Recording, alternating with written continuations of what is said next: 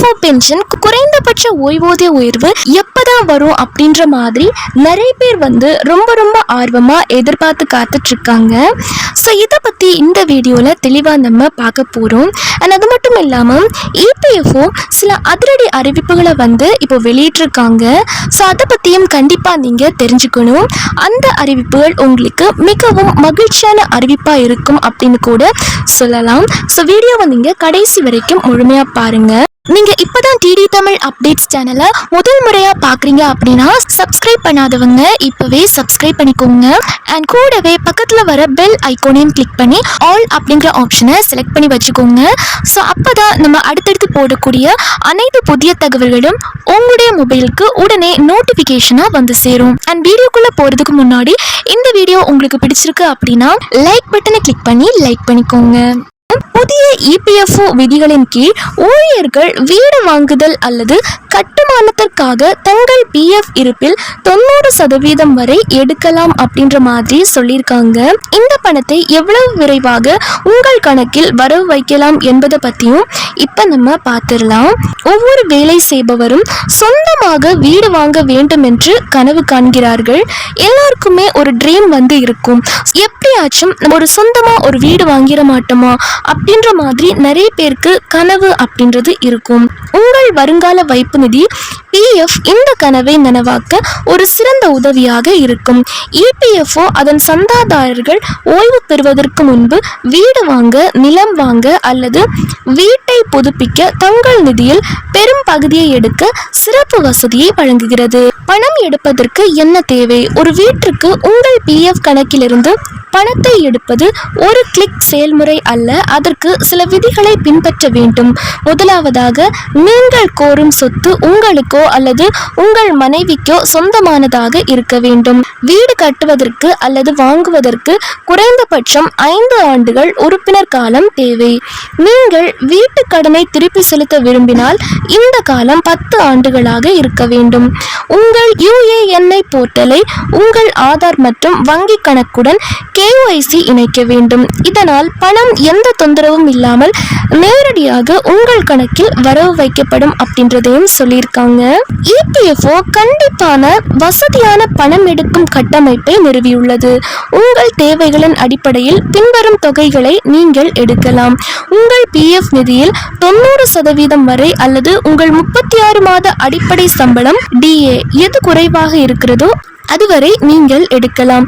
நீங்க ஏற்கனவே உள்ள வீட்டு கடனின் சுமையை குறைக்க விரும்பினால் மீதமுள்ள தொகையில் 90% வரை எடுக்கவும் அனுமதிக்கப்படுவீர்கள். உங்கள் பழைய வீட்டை புதுப்பிக்க 12 மாத அடிப்படை சம்பளத்திற்கு சமமான தொகையை நீங்கள் எடுக்கலாம். EPFO 3.0 இனி வாரக்கணக்கில் காத்திருக்க வேண்டிய அவசியமும் கிடையாது. தொழில்நுட்ப மாற்றங்கள் PF கோரிக்கை செயல்முறையை மிக வேகமாக மாற்றியுள்ளன. EPFOவின் புதிய அமைப்பின் கீழ் உங்கள் ஆவணங்கள் சரியாக இருந்தால் ஆன்லைன் விண்ணப்பத்தை சமர்ப்பித்த 72 மணி நேரத்திற்குள் 3 வேலை நாட்களுக்குள் நிதி உங்கள் வங்கி கணக்கிற்கு மாற்றப்படும். வீட்டு பதிவு அல்லது கட்டுமான பணிகளுக்கு உடனடி நிதி தேவைப்படுபவர்களுக்கு இந்த வசதி ஒரு வரப்பிரசாதம் அப்படின்னே சொல்லலாம். அண்ட் அடுத்ததா EPFO உறுப்பினர்களுக்கு ஒரு முக்கியமான அப்டேட் ஒன்று வந்திருக்குங்க.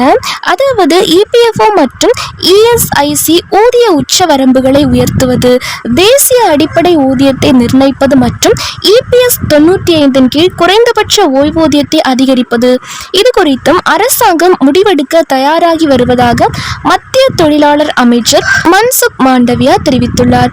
ஒடிசாவின் பூரியில் நடந்த தொழிலாளர் மாநாட்டில் பேசிய அவர், இந்த பிரச்சனைகள் மத்திய அரசுடன் சமீபத்தில் நடந்த கூட்டங்களில் விவாதிக்கப்பட்டதாகவும் தொழிலாளர்களின் நலன்களை கருத்தில் கொண்டு விரைவில் இவை குறித்து மதிப்பாய்வு செய்யப்படும் என்றும் கூறினார். EPFO மற்றும் ESIC கவரேஜுக்கான ஊதிய உச்சவரம்பை அதிகரிக்கும் திட்டத்தை மத்திய அரசு மறுபரிசீலனை செய்து வருகிறது. இது கூடுதல் தொழிலாளர்களை இந்தியாவின் சமூக பாதுகாப்பு கட்டமைப்பின் கீழ் லட்சக்கணக்கான பேரை கொண்டுவரக்கூடும். தொழிலாளர் மற்றும் வேலைவாய்ப்பு அமைச்சகம் தற்போது இந்த திட்டத்தை ஆராய்ந்து வருகிறது. எனினும் இன்னும் இறுதி முடிவு எதுவும் அறிவிக்கப்படவில்லை. தற்போது இபிஎஃப்ஓ ஊதிய உச்சவரம்பு மாதத்திற்கு ரூபாய் 15,000 ஆகும். இது தகுதியான ஊழியர்களுக்கு கட்டாய வருங்கால வைப்பு நிதி பங்களிப்புகளை தீர்மானிக்கிறது. இந்த வரம்பு கடைசியாக 2014 திருத்தப்பட்டது. தற்போது இஎஸ்ஐசி ஊதிய உச்சவரம்பு மாதத்திற்கு 21,000 ரூபாயாக உள்ளது. இந்த வரம்புகள் பல ஆண்டுகளாக மாறாமல் இருப்பதால் சற்று அதிக சம்பளம் வாங்கும் பல தொழிலாளர்கள் தற்போது கட்டாய சமூக பாதுகாப்பு சலுகைகளிலிருந்து விலக்கப்பட்டுள்ளனர். அரசாங்கம் திருத்தத்தை பரிசீலிக்க காரணம் என்ன அப்படின்னா, பணவீக்கம், ஊதிய உயர்வு மற்றும் ஒழுங்கமைக்கப்பட்ட பணியாளர்களின் விரிவாக்கம் இருந்த போதிலும் இபிஎஃப்ஓ ஊதிய உச்சவரம்பு ஒரு தசாப்தத்திற்கும் மேலாக மாறாமல் உள்ளது. அது மட்டுமில்லாம தற்போது இபிஎஸ் ஓய்வூதியதாரர்களுக்கு குறைந்தபட்ச ஓய்வூதியமாக 1000 ரூபாய் கிடைக்கிறது. இன்றைய வாழ்க்கை செலவுகளை ஒப்பிடும்போது இது மிக குறைவான ஒரு தொகையாகும். மேலும் 10 ஆண்டுகளுக்கு மேலாக இது மாறாமல் அப்படியே உள்ளது. இபிஎஸ் ஓய்வூதியத்தை அதிகரிக்க பல தரப்புகளிலிருந்து கோரிக்கைகள் வந்த வண்ணம் உள்ளன. 7,500 வரையிலான பரந்த வரம்பில் இதை அதிகரிப்பதற்கான கோரிக்கைகள் உள்ளன. இது குறித்தும் மத்திய அரசு முக்கிய முடிவை எடுக்கும் என எதிர்பார்க்கப்படுகிறது. அரசாங்கம் அதிகாரப்பூர்வ முடிவை அறிவிக்கும் வரை இபிஎஃப்ஓ ஊதிய உச்சவரம்பு ரூபாய் 15,000 ஆகவும் இஎஸ்ஐசி ரூபாய் 21,000 ஆகவும் இபிஎஸ் ஓய்வூதியதாரர்களுக்கு குறைந்தபட்ச ஓய்வூதியம் ரூபாய் 1000 ஆகவும் தொடரும் எனவும் அறிவிக்கப்பட்டுள்ளது. இபிஎஃப்ஓ குறைந்தபட்ச ஓய்வூதியம் விரைவில் உயர்த்துவாங்க அப்படின்ற மாதிரி எதிர்பார்க்கப்படுகிறது. பட் இதுவரைக்கும் கவர்மெண்ட் சைட்ல இருந்து ஒபிஷியலா இதை கன்ஃபார்ம் பண்ணல. கன்ஃபார்ம் பண்ணதுக்கு அப்புறம் இதற்கான அதிகாரப்பூர்வ அறிவிப்பு வெளியானதுக்கு அப்புறம் அதையும் நம்ம சேனல்ல வீடியோவை போஸ்ட் பண்ணி உங்களுக்கு இன்ஃபார்ம் பண்றேன்.